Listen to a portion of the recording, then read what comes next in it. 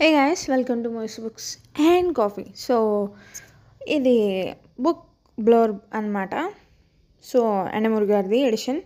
Basically ఈ video ఎందుకు చేస్తున్నా అంటే మీలో బుక్స్ కొంతమంది ఫేమస్ ఆర్ బెస్ట్ అని చెప్పినవి కొనుక్కోవడమో లేకపోతే లైబ్రరీ నుండి ఏదైతేనే తెచ్చి చదువుకోవచ్చు. కానీ ఇంకో కేటగిరీ ఉంటారు. నా టైప్ ఏంటంటే బెస్టా ఫేమస్సా బాగుంటాయా అని గూగుల్ చేస్తాం. అది అక్కడితో అవ్వదు.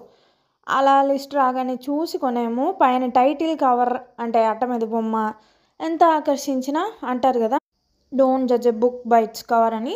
సో టైటిల్ అండ్ కవర్ని బట్టి జడ్జ్ చేసి కొనలేం. ఎందుకంటే పరమ చెత్త పేరు పిచ్చి బొమ్మ ఉండి లోపల కంటెంట్ బాగుండొచ్చు, బెస్ట్ అయి ఉండొచ్చు, ఆర్ పైన ఎంతో అందంగా ఉండి లోపల ఏడ్చినట్టు ఉండొచ్చు. అందులోనూ ఇదివరకు గొప్ప ఆర్టిస్ట్ ఉండేవాళ్ళు, రైటర్స్ ఆర్ పబ్లిషర్స్కి కేర్ ఉండేది పైన అట్ట మీద బొమ్మకు. ఇప్పుడు రైటర్స్ ఏమో కానీ ఇంకా పబ్లిష్ చేసే చాలా బుక్స్కి ఏంటంటే ఎక్కడెక్కడ గూగుల్ ఇమేజెస్ వాడుతున్నట్టు ఉంది, కొద్ది గొప్ప పేరు తెలిసిన రైటర్స్కి కూడా. సో మ్యాటర్ ఏంటంటే నాకు డిస్క్రిప్షన్ చదివి అది నాకు సూట్, నా టేస్ట్కి మ్యాచ్ అయ్యే టైప్ బుక్కా కాదా అని చూసుకుని కొంటాను. బెస్ట్ అయినా నెంబర్ 1 అయినా కూడా నా టేస్ట్కి మ్యాచ్ కాదు అనుకుంటే కొనలేను. కవర్ అండ్ టైటిల్ ఎంత నచ్చి క్యూరియాసిటీ పెంచినా. సో జనరల్గా ఇలాంటి డిస్క్రిప్షన్స్ బుక్స్ వెనుక ఉంటాయి, వాటిని బ్లర్బ్స్ అంటారు. కానీ ఈ మధ్య నేను కొన్ని వాటికి అవి చూడలేదు. ఆన్లైన్లో సైట్స్లో కొందామంటే ఫేమస్ సైట్స్లో అసలు బ్యాక్ కవర్ పెట్టలేదు. అప్పుడు వచ్చిన తోట ఇది. సారీ బుర్రబా తినేసినట్టున్నా, బట్ చెప్పాలి కదా. సో ఇప్పుడు నేను ఇక్కడున్న book descriptions and happy or sad endings అనేవి మాత్రం చెప్పబోతున్నా. స్పాయిలర్స్, రివ్యూ ఇవేమి ఉండవు ఈ వీడియోలో. ఓన్లీ డిస్క్రిప్షన్స్ ఆర్ సమరీ అనుకోవచ్చేమో. గూగుల్లో అవైలబుల్గా ఉంటే అవి పెట్టేస్తా, లేకపోతే నేను చదివిన నా సొంతది బుక్లో పెడతాను. హ్యాపీ ఆర్ సాడ్ ఎండింగ్ కావాలా వద్దా అనేది మీకు ఏమైనా అభ్యంతరాలు ఉంటే చెప్పండి నెక్స్ట్ టైం. ఎండమూరి గారి బుక్స్ డిస్క్రిప్షన్ ఈ video. Please do subscribe and like share. Thank you guys. So Tulasi Dalam. 10 ఏళ్ల తులసి అనే పాపని చంపడానికి 3 నరరూప రాక్షసులు కాద్రా అనే మహామాంత్రికుని ఆశ్రయించారు. అతి భయంకరమైన కాశ్మోరా అనే క్షుద్రశక్తిని ప్రయోగించి 21 రోజుల్లో పాపను చంపుతానని ఆ మాంత్రికుడు వాగ్దానం చేశాడు. రోజు రోజుకి పాప క్షీణించసాగింది. ఒక హిప్నాటిస్ట్, ఒక డాక్టర్ కలిపి ఆ పాపను రక్షించడానికి చేసిన ప్రయత్నం. ప్రతి పేజీలోనూ నరాలు తెగిపోయేంత సస్పెన్స్. మొదటి పేజీ నుంచి చివరి పేజీ వరకు ఆకుండా చదివే శైలి. 1981లో తెలుగు పాపులర్ నవలా సాహిత్యంలో ఒక కొత్త మార్పును తీసుకువచ్చి అనూహ్యమైన విజయంతో అఖిలాంధ్ర పాఠకుల్ని అలరించిన ఈ నవల ఇప్పటికీ 40,000 కాపీలకు పైగా అమ్ముడుపోయింది. సో ఎండింగ్ మాత్రం ఇది హ్యాపీనే, తప్పకుండా చదవండి అని రికమెండేషన్ చేస్తాను. ఆల్రెడీ ఇదివరకు నా ఓల్డ్ ఛానల్లో దీని మీద వీడియోనే ఉంది. ఇప్పుడు ఆ ఛానల్ నా దగ్గర లేదు. ఎనీవే, సో నెంబర్ 2 తులసి. ప్రశ్నలు చూడకుండా సమాధానం చెప్తానని తాను దైవాంశ సంభూతురాలని చెప్పుకుంటుంది సిద్ధేశ్వరి దేవి. జనం నుంచి లక్షలు వసూలు చేస్తూ మోసం చేస్తున్న ఆ దేవి బండారాన్ని బట్టబయలు చేయాలని ప్రయత్నిస్తుంది ఓ యువతి. ఆమె తులసి. ఇందాక నావల్ ఉంది కదా, అందులో అనమాట. ఈ తులసిని అలాగనే కనిపెట్టి చేతబడి చేయాలని దార్కా అనే ఒక మహామాంత్రికుడు బిస్తా నుంచి బయలుదేరతాడు. సిద్ధేశ్వరి దేవికి మాంత్రికుడు తారసిల్లుతాడు. అతను లోపరుచుకుని జనాన్ని ఇంకా దోచుకోవాలని కుతంత్రం పన్నుతుంది సిద్ధేశ్వరి. అయితే అనుకోకుండా దార్కా తులసితో చేయగలుపుతాడు. ఆ తర్వాత కథ తులసిలో చదవాల్సిందే. తెలుగునాట సంచలనం సృష్టించిన తులసి దళం నవలకు ఇది కొనసాగింపు. తులసి అనే చిన్నారికి చేతబడి చేసిన కాద్రా క్షుద్రదేవతల మూలాన చనిపోతాడు. దానికి పగ తీర్చుకోవాలనుకుంటున్న విశాచి దార్కా సాహుకు మంత్రవిద్యాలు నేర్పుతాడు. అందుకు ప్రతిఫలంగా అతడు అడిగే గురుదక్షిణ కాద్రా చావుకు కారకులైన 3 నాగరికుల ప్రాణాలు. గురువుకు మాట ఇచ్చిన దార్కా ఒకే ఒక్క వెంట్రుక సహాయంతో ఒకే ఒక్క ఆధారమైన తులసిని వెతుక్కుంటూ వెళ్తాడు. చివరికి ఏం జరిగింది? దార్కా తులసి స్నేహితులు ఎలా అయ్యారు? క్షుద్రశక్తులు ఉన్నాయా లేవా? దీనికి సైన్స్ ఏం చెప్తుంది? హేతువాదానికి, చేతబడులు వంటి విశ్వాసాలకి లంగరు వేసే నవల తులసి రచన ఇది. సో బేసికల్లీ ఇది చెప్పాలంటే హ్యాపీ ఎండింగ్ అనుకోవచ్చు, అలాగనే మనకి బాగా నవల చదివి ఇష్టపడే ఒక వ్యక్తికి సాడ్ ఎండింగ్ అని కూడా అనుకోవచ్చు. So mixed, but mostly okay, మంచి ఎండింగ్ అని అనుకోవచ్చు. Number 3 thriller. చిన్నప్పుడు ఇంట్లో తల్లి, తండ్రి, పని మనిషి, పెద్దవయ్యాక బాస్, ఇంటి యజమాని, అతడి కొడుకు అందరూ తమ స్వార్థం కోసం తమ జీవితానికి అనుగుణంగా కొన్ని రీజనింగ్లు సమకూర్చుకొని ఆమెకి మనుషులంటేనే అసహ్యం పుట్టేలా చేశారు. ప్రేమ కన్నా పెద్ద స్వార్థం లేదనే సినికల్ భావానికి లోన్ చేశారు. ఆమె విద్యాధరి. అటువంటి పరిస్థితుల్లో ఆమెకు పరిచయమయ్యాడు ఒక విచిత్రమైన యువకుడు అనుదీప్. ఆమె శరీరం మీదే ఆమెకు తెలియకుండా ప్రేమలేఖ రాసి ప్రజెంట్ చేశాడు. ఆమె కోసం కుడి చేతిని భుజం వరకు కోసేసుకున్నాడు. ప్రేమ కన్నా గొప్ప శక్తి లేదని నిరూపించడం కోసం ప్రపంచం మొత్తం విద్యుత్ శక్తి సరఫరా 24 గంటల పాటు నిలిపివేశాడు. ఆమె కంగారు పడింది. కంగారులోంచి ప్రేమ పుడుతుందా? Thriller thriller thriller. చదువుతున్నంతసేపు ఉద్వేగము, ఉత్కంఠ, చదివాక మనసంతా మధురమైన బాధ, తీయటి వేదన. మనుషుల్లోని ప్రేమ రాహిత్యాన్ని ఎత్తి చూపిన నవల మాత్రమే కాదు ఇది. తెలుగులో అబ్జర్డ్ రచనలు లేని లోటు తీర్చిన నవల కూడా ఇది. హ్యాపీ ఎండింగే, తప్పకుండా చదవాల్సిన నవల కూడా. వెన్నెల్లో ఆడపిల్ల. తన ఫోన్ నెంబర్ కనుక్కోవడానికి ఆమె ఇచ్చిన 4 రోజుల గడువు పూర్తవడానికి సరిగ్గా 118 నిమిషాలు మాత్రమే ఉంది. విమానం బయలుదేరడానికి రన్వే మీద సిద్ధంగా ఉంది. అప్పుడు వచ్చింది అతడికి ఫ్లాష్ లాంటి ఆలోచన. ఫలితం కదులుతున్న విమానం ఆగిపోయింది. అతడి కోసం మైక్లో ప్రకటనల మీద ప్రకటనలు వినిపిస్తున్నాయి. అతడు మాత్రం తాపీగా ఫోన్ చేస్తున్నాడు. మొత్తం టెలిఫోన్ డిపార్ట్మెంట్ అంతా పనిచేయబడింది. చివరి క్షణంలోనైనా ఆమె నెంబర్ అతడికి దొరికిందా? ఆమె అతడికి దొరికిందా? ఆక్స్ఫర్డ్ అమ్మాయికి చదరంగం ఛాంపియన్కి జరిగిన ఆజోకు పోరాటం.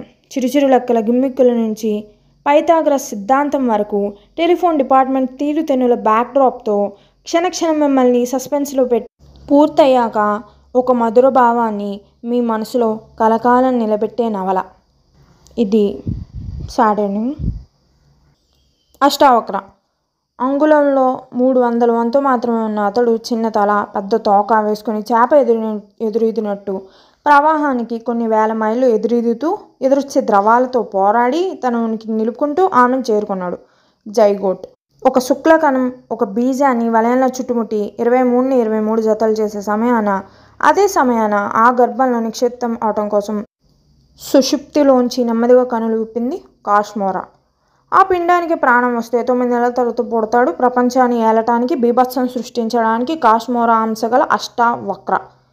దట్టంగా పేరుకున్న ఎండుటాకుల కింద నిశ్శబ్దాన్ని చీలుస్తూ ఎవరో నిద్రలేచి బద్ధకంగా నిట్టూర్చిన వేళ, ఆనంద నృత్య హేళ, చీకటి ప్రపంచపు గణాధిపతుల కాష్మోరా అంశతో ప్రపంచాన్ని ఏలటానికి వస్తున్నాడు అష్టావక్ర. అతడి ఆగమనానికి సూచనగా అప్పుడే 7 వికృత శిశువులు ఆ గ్రామంలో జన్మించారు. దేశం దృష్టి యావత్తు ఆ గ్రామం మీద పడింది. 8వ నాడు కేదారి గర్భాన ప్రవేశించాడు. అతడి పుట్టుకని ఎవరాపగలరు? Magician shadow, doctor Rangaprasad, Swami Shivananda. But ended in terror. కొన్ని వేల సంవత్సరాల క్రితం శిశువు జన్మించగానే శరీరం అంతా ఉప్పు జల్లి బ్యాండేజీతో కట్టేసేవారట. ఇంత అనాగరికమైన పరిస్థితి నుంచి ఎదిగాడు మనిషి. మ్యూటేషన్స్ రహస్యాన్ని శోధించాడు. క్లోనింగ్ ప్రయోగాల్లో విజయం సాధించాడు. కానీ ఇదంతా వెళ్ళి ఎక్కడ కలుస్తుంది? సామాన్యుల కళ్ళలో కూడా ఊహించిన చోటుకి రచయిత మిమ్మల్ని తీసుకువెళ్తాడు. మనిషి పుట్టుకలో వస్తున్న పరిణామాల భూత భవిష్యత్ వర్తమానాల సైన్స్ సస్పెన్స్ల మరో కలయిక ఎండమూరి వీరేంద్రనాథ్ కరంలోంచి జారిన అష్టావక్ర నవల. హ్యాపీ ఎండింగే. స్వరబేతాళం. మారా మారా మారా బచావ్. చంపుతున్నాడు రక్షించండి. జనవరి 31, 1982 పొద్దున్న 7:50కి నాంపల్లి రైల్వే స్టేషన్ పక్కనున్న ఇంటి నుండి వినిపించిన కేకలివి. హోటల్లో టీ తాగుతున్న ఒకరిద్దరు, రాయల్ లాడ్జ్ బయట ఉన్న ఆటో డ్రైవర్లు 3 అటువైపు పరిగెత్తారు. కత్తి పట్టుకుని బయటకు వచ్చిన యువకుని అందరూ నిశ్చేష్టులై ఆగిపోయారు. సాహసవంతులైన 4 యువకులు మాత్రం అతన్ని పట్టుకోవడానికి ప్రయత్నించారు. వాళ్ళని కూడా పొడిచి అతడు స్టేషన్ వైపు పరిగెత్తాడు. లోపల ఇంట్లో కత్తిపోట్లకు గురి అయిన వ్యక్తి రక్తంలో గిలగిలా కొట్టుకుంటూ మరణించాడు. ఆ వ్యక్తి పేరు మొహిసిన్. అతడు ఒక పోలీస్. హంతకుడి పేరు ధర్మదాస్ పరిగెడుతూ అడ్డుగా వచ్చిన వాళ్ళని పడవగా గాయపడిన వాళ్ళు మెయినుద్దీన్, సయ్యద్ బాషా, పద్మనాభం, అన్వర్, జబ్బర్. చివరిద్దరు ఆటో డ్రైవర్లు. చివరికి జనం ఆ హంతకుడిని పట్టుకుని పోలీస్ స్టేషన్లో అప్పగించారు. అతడి దగ్గర రక్తంతో తడిచిన పొడవాటి కత్తి లభించింది. అతడు తన నేరాన్ని ఒప్పుకున్నాడు. అతడు హత్య చేశాడని అందరికీ తెలుసు. 4 చూస్తూ ఉండగానే హత్య చేశాడు. లోయర్ కోర్టు అతడికి ఉరి శిక్ష వేసింది. కానీ హైకోర్టు అతన్ని నిర్దోషిగా విడుదల చేసింది. కారణం IPC section 84. Nothing is an offence which is done by a person who, at the time of doing it, by reason of unsoundness of mind, is incapable of knowing the nature of the act. Section 84 Indian Penal Code. ఉరితీత మీద ధ్వజమెత్తిన అభిలాష నవల ద్వారా పాఠకుల్ని ఉర్రు తులుపిన రచయిత ఎండమూరి వీరేంద్రనాథ్ ఈసారి logic హారర్తో కలిపి న్యాయశాస్త్రపు మరో కోణాన్ని సృష్టించడానికి చేసిన ప్రయత్నం స్వరబేతాళం. నెంబర్ 7 మరణ మృదంగం. ఎక్కడికి వెళ్తున్నాం అని అడిగింది అటు ఇటు చూస్తూ. జవాబుగా సలీం జేబులోంచి యాసిడ్ సీసా తీశాడు. ఆమెకు మొదట అర్థం కాలేదు. అంతలో శంకర్ మొహం మీద వికృతమైన నవ్వు కనబడింది. నువ్వు చాలా తెలివైన దానివటగా, మీ ఆఫీస్లో అంతా అలాగే చెప్పుకుంటారట అన్నాడు. ఎవరు నువ్వు అంది. ఆ ప్రశ్నకు అతడు సమాధానం ఇవ్వలేదు. తెలివైన వాళ్ళు పడక మీద మంచి సుఖం ఇస్తారని నాకు గొప్ప నమ్మకం అన్నాడు. అప్పుడు అర్థమైంది ఆమెకి అతడు పోలీస్ ఇన్స్పెక్టర్ కాదని. జీపు వేగంగా విడుతుంది. నా పేరు శంకర్, సలీం శంకర్ అన్నాడు అతడు. ఆమె గుండె ఆగిపోయింది ఒక క్షణం. సలీం శంకర్, రేపు కోర్టులో నేర నిరూపణ అయితే శిక్ష పడవలసిన బోస్టన్ స్ట్రాంగ్లర్. తన పక్కన ఇదేమిటో తెలుసా? యాసిడ్ సీసా అన్నాడు ఒక చేత్తో మూత తీస్తూ. చుక్కబడితే చాలు చర్మం సలసలా కాలిపోతుంది. ఆమె మెదడు ఆలోచించే శక్తి కోల్పోయింది. వెరైటీ కోసం రకరకాల స్థలాల్లో రేట్ చేయడానికి ఉవ్విళ్ళూరే నరరూప రాక్షసుడు సలీం శంకర్. చీకటి ప్రపంచాన్ని తన చూపుడు వేలుతో శాసించగల మాఫియా లీడర్ వసంత్ దాదా. తమ ఉనికికి ఏమాత్రం చిన్న తేడా వచ్చినా మారణహోమం సృష్టించే ఆ రక్తదాహపు క్రూరారణ్యంలోకి పొరపాటును అడుగుపెట్టింది లేడి కూన లాంటి అనూష. అనుకోకుండా ఆ బేలకు భయంకరమైన రహస్యం ఒకటి తెలిసింది. అది గనక బయటికి పొక్కిందా వసంత్ దాదా చీకటి సామ్రాజ్యమే కుప్పకూలిపోతుంది. దాన్ని నివారించడానికి సలీం శంకర్ రంగంలోకి దిగాడు. మరణ మృదంగం ధ్వని ప్రళయకాల ప్రభంజనంలా అనూషాని వెంటాడింది. మొదటి పేరా నుండి చివరి అక్షరం దాకా ఉక్కిరిబిక్కిరి చేసే సస్పెన్స్తో పాఠకుల్ని మెస్మరైజ్ చేసే Yandamuri Veerendranath story. Happy ending. Number 8 Nallanchu Thellacheera. ఇంతకీ ఇప్పుడేం చేస్తున్నావు? వాయిదాల పద్ధతి మీద చీరలు అమ్ముతున్నాను గవర్నమెంట్ ఆఫీస్లో. నీ చేతిలో గొప్ప ఆర్ట్ ఉంది, మా కంపెనీలో చేరకూడదు? రవి నవ్వి జీతం ఎంత ఇస్తారు అని అడిగాడు. 500. ఓకే. ప్రస్తుతం నాకు డిజైన్స్ కత్తిరించేవాడికి అంతే ఇస్తున్నాను. క్షమించండి, మిమ్మల్ని హర్ట్ చేయడం నా ఉద్దేశం కాదు. ఇప్పుడు నేను చేస్తున్న ఆప్లిక్ పని బాగానే ఉంది, దాని వదిలి రాలేను. ఎంతెంత ఉంటాయి నీ అమ్మకాలు? క్రితం నెల దాదాపు 1,00,000. శర్మ విస్తుపోయి అతడి వైపు చూశాడు. తేజ టెక్స్టైల్స్ హైదరాబాద్ విభాగం అమ్మకాల కన్నా అది ఎక్కువ. చీరలు పిఠాపురం, ధర్మవరం చీరలు, నారాయణపేట నేత చీరలు అంటూ వీధుల వెంట తిరుగుతూ చీరలు అమ్ముకునే ఆ కుర్రవాడు బడా వస్త్ర వ్యాపారుల వెన్నులో చలి పుట్టించాడు. వస్త్ర వ్యాపార ప్రపంచంలో ఎదురు లేకుండా దూసుకుపోయాడు. కానీ రవంత జీవన మాధుర్యం కోసం అరుళ్ళు సాచి ప్రత్యర్థుల వలలో చిక్కుకుపోయాడు. అతివల అందాన్ని ఇనుమడింపజేసే పట్టు, సిల్క్, జార్జెట్, షిఫాన్, కాట్ చీరల వస్త్ర ప్రపంచంలో విహరింపజేసే యండమూరి శారీ థ్రిల్లర్ నల్లంచు తెల్లచీర 106 రోజుల పాటు ఆంధ్రజ్యోతి డైలీ సీరియల్గా వచ్చి హిట్ అయిన నవల ఇది. Happy ending. సో ఇది గాయస్, ఈ వీడియో మీకు నచ్చిందా? Okay, experimenting. So subscribe for more. Thank you. Signing off.